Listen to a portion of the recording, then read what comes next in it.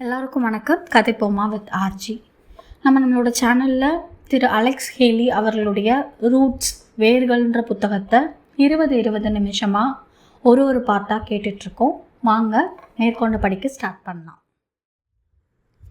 சுற்றிலும் இருந்த அவனுடைய வயதை ஒத்த பிள்ளைகளை கூட அவன் ஓரக்கண்ணால் மட்டுமே பார்த்தான். அந்த புதிய அழகிய கிராமத்தை சுற்றி காட்டுவதற்காக அவனுடைய பெரிய பக்கம் அவனை அழைத்து சென்றபோது தலைக்கு மேல் விரிட்ட கிளிகளையோ குரங்குகளையோ கால்களுக்கடியில் குறைத்தோடிய வேட்டை நாய்களையோ அவன் கவனிக்கவில்லை. சலோம் விளக்கினார். ஒவ்வொரு குடிசைக்கும் தனிப்பட்ட சதுக்கம் அமைக்கப்பட்டிருந்தது. அடுக்கலையில் அடுப்படிக்கு மேலே உலர்ந்த தவச தானியங்களை பாதுகாப்பிற்கான பரண் இருந்தது. சமையலின் போது வெளிப்படுகின்ற புகை தானியங்களில் வண்டு தாக்காமல் பாதுகாக்கப்படுவதற்காக அத்தகைய ஏற்பாடு செய்யப்பட்டிருந்தது. மனதிற்கு எழுச்சியூட்டிய காட்சிகளை கண்டபோதும், மனத்தை நுகர்ந்த போதும், ஒளியை கேட்ட போதும் சொக்கிப்போன குண்டா இப்படியும் அப்படியுமாக தலையை ஆட்டிக்கொண்டிருந்தான். மாண்டிங்கா வட்டார வழக்கு மொழியில் அவர்கள் பேசியதை கேட்டபோது அவனுக்கு வியப்பாகவும் குழப்பமாகவும் இருந்தது. ஓரிரு சொற்களுக்கு மேல் அவனால் புரிந்து கொள்ள இயலவில்லை. கிராமத்து ஆசானை போன்ற கல்வியறிவு பெற்றவர்களை தவிர ஏனைய மாண்டிங்கா இனத்தவரைப் போலவே குண்டாவால் தமது குழு இனத்தை தவிர மிகவும் அண்மையில் வாழ்ந்த இனத்தவர் உட்பட ஏனைய மலைவாழ் இனத்தவர் பேசிய மொழியை புரிந்து கொள்ள முடிந்ததில்லை. ஆனால் பல்வேறு இனத்தவரையும் இனங்கண்டு கொள்ளும் முயற்சியில் பயணியர் மரத்தை சுற்றிலும் அவன் நீண்ட நேரத்தை செலவிட்டான். நீள்வட்ட முகமும் நீண்ட தலைமுடியும் மெல்லிய உதடுகளும் கூர்மையான மூக்கும் நெற்றி பொட்டுகளிலும் நீண்ட தழும்பும் கொண்டவர்கள் பியூலா இனத்தவர். ஒலோப் இனத்தவர் அட்டக்கருப்பாகவும் கட்டு பெட்டியாகவும் இருந்தனர்.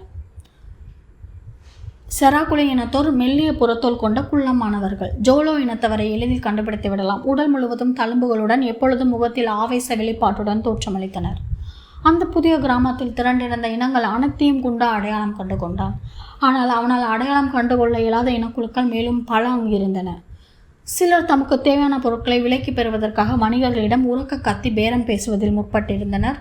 முதிய பெண்டிர் சிலர் பதனிடப்பட்ட தோள்களை பெற ஆவல் கொண்டனர்.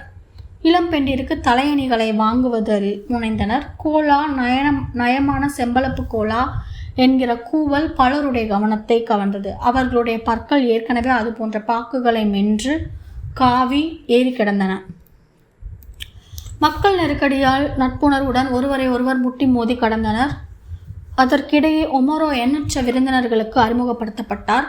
அவர்கள் பேசிய வினோதமான மொழிகளில் எல்லாம் தமது பெரியப்பாக்கள் சரளமாக பேசியது குண்டாவிற்கு வியப்பளித்தது. கூட்ட நெரிசலில் குண்டா அவர்களிடமிருந்து நழுவினான். தேவைப்பட்ட பொழுது தனது தந்தையும் பெரியப்பாக்களையும் எளிதில் கண்டுவிடலாம் என்பது அவனுடைய எண்ணம். நடனமாட விரும்பியோருக்கு ஏற்ப இசைத்து கொண்டிருந்த இசைக்கலைஞர்களிடம் குண்டா சென்றான். அடுத்ததாக வறுத்த மான், ஆட்டிறைச்சி, அவித்த வேர்க்கடலை போன்றவற்றை சுவைத்தான். ஆலமர நிழலடியில் மேஜைகளின் மீது அவ்வகை உணவு பண்டலங்கள் ஏராளமாக குவிக்கப்பட்டு வேண்டுவோருக்கு கிராம பெண்களால் பரிமாறப்பட்டன. உணவு பண்டங்கள் சாப்பிடுவதற்கு உகந்தவையாக இருந்த போதிலும் அறுவடை திருநாள் கொண்டாட்டத்தின் போது ஜூப்பியூர் தாய்மார்கள் சமைத்தளித்த உணவிற்கு ஈடாக மாட்டா என்று குண்டா நினைத்தான். சில பெண்கள் கிணற்றடியில் எதையோ மிகவும் சுவாரஸ்யமாக பேசிக் கொண்டிருந்ததைக் கண்டு அவர்களை நோக்கி சென்றான். அவனுடைய விழிகளைப் போலவே செவிகளும் அகன்றவை. அவர்கள் காணாதவாறு அவர்கள் பேசியதை கேட்டான். மிகப்பெரிய ஞானி ஒருவர் புதிய கிராமத்தின் தொடக்க விழாவில் கலந்து கொள்ள தனது பரிவாரங்களுடன் அங்கிருந்து அரை நாள் பயண தூரத்தில் வந்து கொண்டிருந்ததாக செய்தி அறிந்தான். முன்னாளைய புனிதரான கைரபா குண்டா கிண்டேயின் மகன்களால் நிறுவப்பட்ட கிராமம் அல்லவா? தனது பாட்டனாரை பற்றிய புதிய இடத்தில் பெண்கள் மிகுந்த மதிப்புடன் பேசியதை கேட்ட குண்டாவிற்கு பெருமை பிடிபடவில்லை. அவர்கள் அறிந்து கொள்ள இயலாத விதத்தில் தனது பெரியப்பாக்களை பற்றி அவர்கள் அடுத்து பேசியதை கேட்டான். அவர்கள் மேலும் பயணத்தில் ஈடுவதை குறைத்து கொண்டு மனைவி மக்கள் என்று குடும்பம் அமைத்துக் கொள்ள வேண்டிய தருணம் வந்துவிட்டது என்றால் ஒருத்தி. மற்றொருத்தி கூறினால் அவர்களை மணந்து கொள்ள நிறைய பெண்கள் முன்வருவர் என்பதுதான் அவர்களுக்குள்ள ஒரே பிரச்சனை. இருட்டிவிட்டது. அதற்கு மேலும் தனது பெரியப்பாக்களை பற்றிய பேச்சை கேட்பதில் சற்றே வெக்கமடைந்த குண்டா தனது வயதை ஒத்த பையன்கள் சிலரை நெருங்கினான். அதுவரையிலும் அவன் பெரியவர்கள் மத்தியில் உலா வந்தான் என்பதை அவர்கள் பொருட்படுத்தவில்லை. அவர்களுடைய புதிய கிராமம் உருவான விதத்தை அவனிடம் விளக்குவதில் பெரிதும் ஆர்வம் கொண்டனர். எமது குடும்பத்தினர் அனைவரும் உனது பெரியப்பாக்களை தமது பயணங்களின் போது எங்கெங்கோ சந்தித்து நண்பர்களாகினர் என்றான் ஒருவன். ஏதேதோ காரணங்களால் அவர்கள் தாம் வாழ்ந்து வந்த பகுதிகளில் நிம்மதி இல்லாமல் இருந்துள்ளனர். மற்றொருவன் எனது தாத்தா தனது குடும்பத்துடனும் எனது பிள்ளைகளுடைய குடும்பத்துடன் நெருக்கமாக வசிப்பதற்கு போதிய இடவசதி இல்லாமல் தவித்தார் என்றான். நாங்கள் வாழ்ந்த பகுதியில் நெல் விளைச்சல் நன்றாயில்லை என்றான் இன்னொருவன். அவ்வாறு அல்லலுற்று தனது நண்பர்களிடம் குண்டாவின் பெரிய பக்கள் அனைவரும் ஏற்ற விதத்தில் உள்ளதோர் இடத்தை நாம் அறிந்திருந்ததாகவும் அங்கே ஒரு கிராமத்தை உருவாக்க அவர்கள் எண்ணியிருந்ததாகவும் கூறினாராம். உடனே ஜானே சலோமுடைய நண்பர்கள் தமது வெள்ளாடுகளுடனும் கோழிகளுடனும் பிற வளர்ப்பு விலங்குகளுடனும் தொழுகை விரிப்புகளுடனும் இன்னும் பிற உடைமைகளுடனும் மலைப்பாதைகளில் நடந்து அங்கே சென்று சேர்ந்தார்களாம். இருட்டிவிட்டபடியால் அன்றைய பகல் பொழுதில் தன்னுடைய புதிய நண்பர்கள் திரட்டி வைத்திருந்த காய்ந்த குச்சிகள் இலைத்தலைகளை கொண்டு புதிய கிராமத்தில் நெருப்பு மூட்டப்பட்டதை குண்டா கவனித்தான். வழக்கமாக மாலை வேளைகளில் ஆடவரும் பெண்டிரும் குழந்தைகளும் வெவ்வேறு நெருப்பு மூட்டங்களை சுற்றி அமர்ந்தனர். ஆனால் அன்று விழா கொண்டாட்டங்கள் தொடங்கிவிட்டிருந்தபடியால் கிராமத்தினர் விருந்தினர் அனைவரும் பல்வேறு நெருப்பு மூட்டங்களை சுற்றிலும் இணைந்து அமர்ந்திருந்ததாக குண்டாவிடம் பயல்கள் கூறினர். கிராம மத குரு கூட்டத்தினரை வாழ்த்திய பிறகு ஜனேவும் சலோமும் வட்டத்திற்குள் சென்று தமது பயணங்களையும் சாகசங்களையும் பற்றிய கதைகளை கூறுவர் என்று தெரிவித்தனர். தொலை தூரத்தில் உள்ள புல்லாடு நதிக்கரையிலிருந்து அக்கிராமத்திற்கு வந்திருந்த வயதில் மூத்தவர் ஒருவர் அந்த வட்டத்தில் அமர்ந்திருந்தார். 100க்கும் மேற்பட்ட வயதினரான அவருடைய அறிவுரைகளை விருப்பமுள்ளவர்கள் கேட்கலாம் என்றும் கூட்டத்தில் முணுமுணுப்பு எழுந்தது. மத குருவின் தொழுகையை செவிமடுப்பதற்காக குண்டா சரியான சமயத்தில் ஓடிப்போய் தனது தந்தையுடன் இணைந்து கொண்டான். அதன் பின்னர் சற்று நேரம் யாருமே பேசவில்லை. பூச்சிகளின் இரைச்சல் உறக்க ஒலித்தது. புகையுடன் எழுந்தாடிய நெருப்பின் நிழல்கள் வட்டத்தை சுற்றியிருந்த முகங்களில் அபிநயம் பிடித்தன. ஒருவாறாக எலும்பும் தோளுமாக காட்சியளித்த அந்த முதியவர் பேசத் தொடங்கினார். பல 100 ஆண்டுகளுக்கு முன்பு மலைப்பகுதிகளில் பெரிய அருவிகளுக்கிடையே தங்க மலை ஒன்று இருந்ததாக பேச்சு அடிபட்டது. அதனை கேள்விப்பட்டு தான் முதலாக பரங்கியர் ஆப்பிரிக்காவில் நுழைந்தனர். தங்கமலை என்று எதுவும் இல்லை, ஆனால் விவரிக்க இயலாத அளவு தங்கம் நீர்வழிகளில் காணப்பட்டது.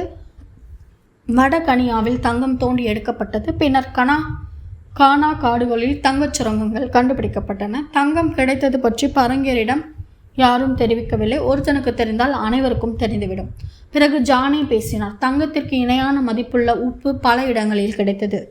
தங்கமும் உப்பும் சம எடையில் பரிமாற்றம் செய்து கொள்ளப்பட்டதை நானும் சலோமும் நேரடியாக கண்டுள்ளோம். ஒரு சில தொலைதூர மணற்பகுதிகளில் பருமனான பாலங்களாக உப்பு கிடைத்தது. உப்பு பாங்கான நிலத்தில் நீர் வற்றிய பிறகு சூரிய வெப்பத்தால் உப்பு உறைந்து கட்டிகளாக வடிவம் பெறுகிறது.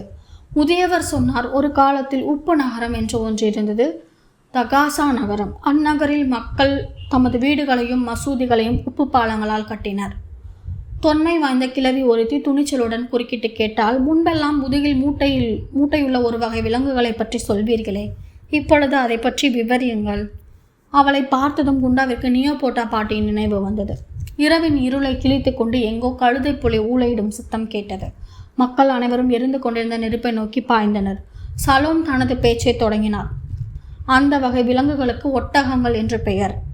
எல்லையற்ற மணற்பரப்பு விரிந்து பறந்து கிடக்கும் பகுதிகளில் அவற்றை காணலாம். சூரியன், விண்மீன்கள், காற்றடிக்கும் திசை ஆகியவற்றை கொண்டு அவை அந்த முடிவில்லா மணல்வெளியில் தமது பாதையை கண்டுகொள்கின்றன. ஜானேயும் நானும் 3 மாத காலம் தொடர்ந்து அவற்றின் மீது பயணம் செய்தோம். இடையில் நீருக்காக ஒரு சில இடங்களில் தங்கினோம். ஜானே குறுக்கிட்டார். ஆனால் பல இடங்களில் கொள்ளையர்களுடன் போரிட்டோம். சலோம் தொடர்ந்தார். ஒருமுறை 12,000 ஒட்டகங்களை கொண்ட மிக பெரிய பாலைவன பயணியர் கூட்டத்துடன் சென்றோம். உண்மையில் அது பல சிறிய பாலைவன பயணியர் குழுக்கள் அடங்கியது. கொள்ளையர்களிடமிருந்து பாதுகாத்துக் கொள்வதற்காக இணைந்து சென்றோம். சலோம் பேசிக் கொண்டிருந்த போது ஜானே பதனிடப்பட்டிருந்த பெரியதொரு தோல் மடிப்பை விரித்து கொண்டிருந்தார். அதற்கிடையில் எரிந்து கொண்டிருந்த நெருப்பில் காய்ந்த விறகுகளை போடுவதற்கு 2 இளைஞர்கள் முன்னோக்கி பாய்ந்தது கண்டு ஜானே எரிச்சல் அடைந்தார். புதுவிதமான வரைபடத்தில் அவருடைய விரல் சுட்டி காட்டியவற்றை நெருப்பின் ஒளியில் குண்டாவும் கூட்டத்தில் இருந்தோரும் உற்று கவனித்தனர். அவர் விவரித்தார். இதுதான் ஆப்பிரிக்காவின் வரைபடம். மேற்கே மிகப்பெரிய அருவிகள் நிறைந்துள்ளன. படத்தின் இடது பக்கம் கீழ்ப்பகுதியில் காம்பியாவைப் போல பல மடங்கு பெரிதான மணற்பரப்பு விரிந்து கிடக்கிறது.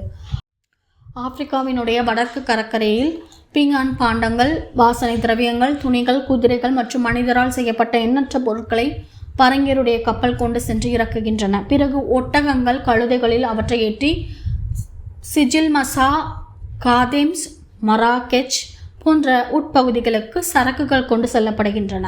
சலோம் விளக்கினார். ஜானேயினுடைய விரல்கள் வரைபடத்தின் மீது ஊர்ந்து அந்நகரங்களை சுட்டி காட்டின. சலோம் தொடர்ந்தார். நாம் இங்கே உட்கார்ந்திருக்கின்ற இந்த இரவு நேரத்தில் கூட ஆப்பிரிக்க நாட்டு பொருட்களான தந்தம், தோள்கள், ஆலிவ், கோலா, பருத்தி, தாமிரம், விலையுயர்ந்த கற்கள் போன்ற எண்ணற்ற சரக்குகளை பல தலைச்சுமையாக உள்ளடங்கிய காடுகளிலிருந்து பரங்கியருடைய கப்பல்களுக்கு கொண்டு செல்லலாம். அவர் விளக்கியவற்றை கேட்டபோது குண்டாவின் மனம் நிலை கொள்ளாது சுழன்றது. அத்தகைய இடங்களுக்கு ஒரு நாள் துணிந்து சென்று தீர வேண்டும் என்று மனதிற்குள் சூளுரைத்து கொண்டான். ஞானி வருகிறார். தொலைவில் எங்கிருந்தோ பறையொலி எழுப்பப்பட்ட ஓசை கேட்டது. கிராமத்தின் நிறுவனர்கள் என்கிற முறையில் ஜானே, சலோம், கிராமத்தின் மூத்தோர், பேரவையினர், கிராம மதகுரு, கிராம ஆசான் ஒமோரோ உட்பட ஏனைய கிராமங்களிலிருந்து வந்த பிரதிநிதிகள் ஆகியோர் முறையான வரவேற்பிற்காக அணிவகுக்கப்பட்டனர். குண்டா அவனுடைய வயதை ஒத்த பையன்களுடன் நிறுத்தப்பட்டான். இசைக்கலைஞர்கள் முன்னே முழக்கமிட்டு வழிநடத்த அந்த புனிதரை வரவேற்பதற்கு ஏற்ற தருணத்தை கணித்தபடி அவர்கள் பீடு நடைபோட்டனர். நீண்ட மிகவும் களைத்து போன குழுவிற்கு தலைமையேற்று வந்த அந்த வயதான மிகவும் கருத்த மேனியும் வெண்தாடியும் கொண்ட ஞானியை குண்டா வைத்த கண் வாங்காமல் பார்த்து கொண்டிருந்தான். ஆடவரும் பெண்டிரும் குழந்தைகளும் மிக பெரிய தலைச்சுமைகளை தூக்கி சென்றனர். சிலர் ஆட்டு மந்தைகளை ஓட்டி சென்றனர். குண்டாவின் கணிப்பின்படி 100 வெள்ளாடுகளுக்கு மேல் இருந்தன. தனக்கு முன்னால் முழந்தாளிட்டு வணங்கிய மக்களை ஞானி மிக விரைவாக வாழ்த்தி எழுந்து கொள்ளும்படி வேண்டினார். ஜானேவுக்கும் சலோமுக்கும் சிறப்பாக ஆசி வழங்கினார். ஒமோரோ அறிமுகம் செய்து வைக்கப்பட்டார். சலோம் குண்டாவை அழைத்தார். சூழ்ந்திருந்தோரை முட்டி மோதிக்கொண்டு அவன் முன்னோக்கி சென்றான். இவன் எனது மூத்த மகன். அவனுக்கு அவனுடைய பாட்டனார் பெயர் வைத்திருக்கிறோம் என்றார் ஒமோரோ. ஞானி அவனிடம் அரபு மொழியில் பேசினார். அவனுடைய பாட்டனார் பெயர் குறிப்பிடப்பட்டதை தவிர வேறொன்றும் அவனுக்கு புரியவில்லை. ஞானியின் வீரர்கள் பட்டாம்பூச்சியில் சிறகுகளைப் போல அவனுடைய தலையை கனிவுடன் வருடின.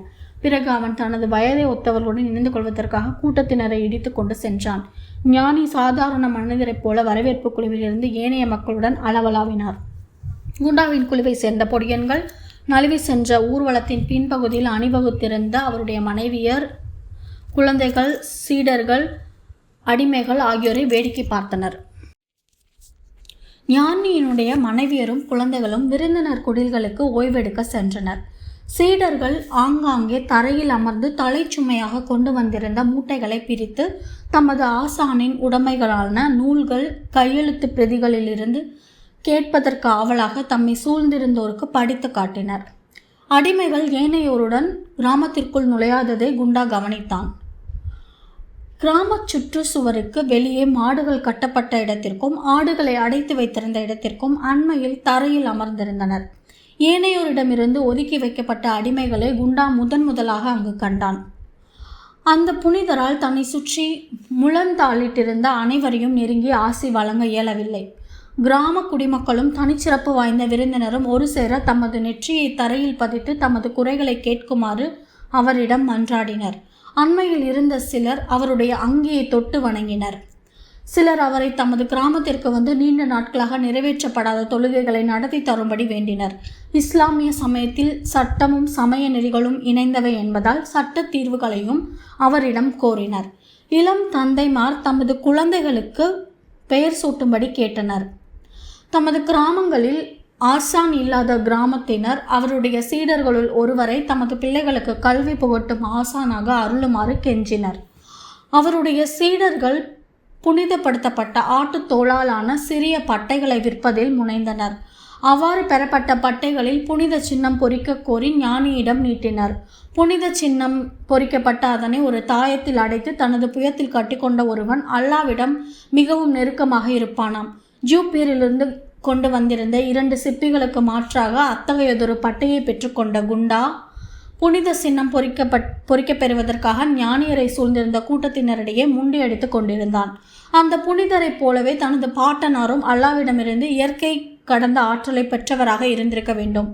அதனால்தான் பட்டினியால் வாடிய ஜூப்பியூர் கிராமத்தை செழிக்க செய்வதற்காக மலையை ஒரு காலத்தில் அவரால் வரவழைக்க முடிந்தது என்பது போன்ற எண்ணங்கள் அவனுடைய மூளையில் ஓடின. அவனுக்கு புரிந்து கொள்ளக்கூடிய வயதில் அப்படித்தான் அவனுடைய பாட்டி ஆயிஷாவும் நியோபோட்டோ பாட்டியும் கூறினர். ஆனால் இப்பொழுதுதான் அவன் தனது பாட்டனாருடைய பெருமையையும் இஸ்லாமிய சமயத்தினுடைய மாட்சியையும் முதன்முறையாக புரிந்து கொண்டான். தன்னுடைய விலை மதிப்புமிக்க சிப்பிகளை கொடுத்து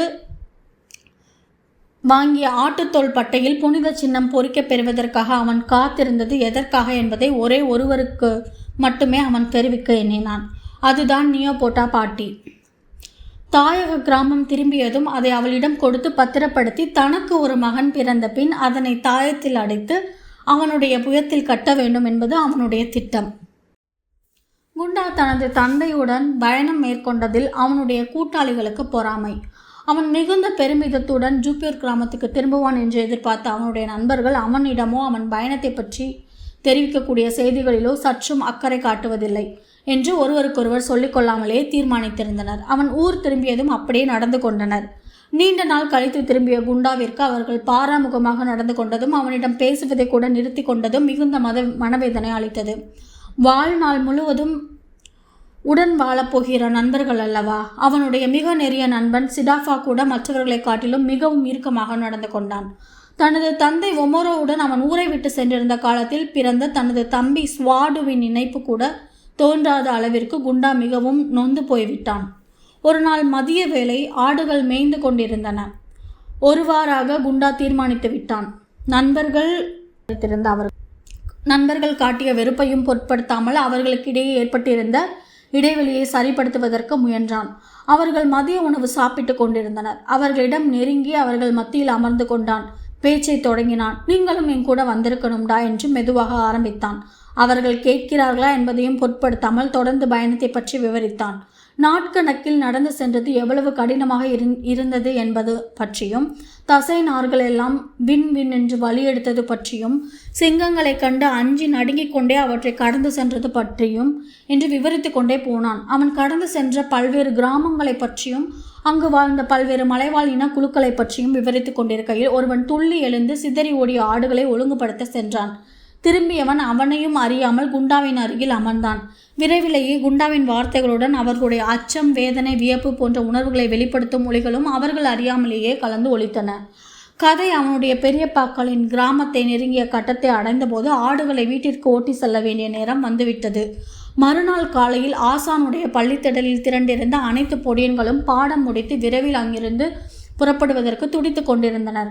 ஒருவாறாக ஆடுகளுடன் ஊரை விட்டு புறப்பட்டவுடன் குண்டாவை சூழ்ந்து கொண்டு கதை கேட்கத் தொடங்கினர்.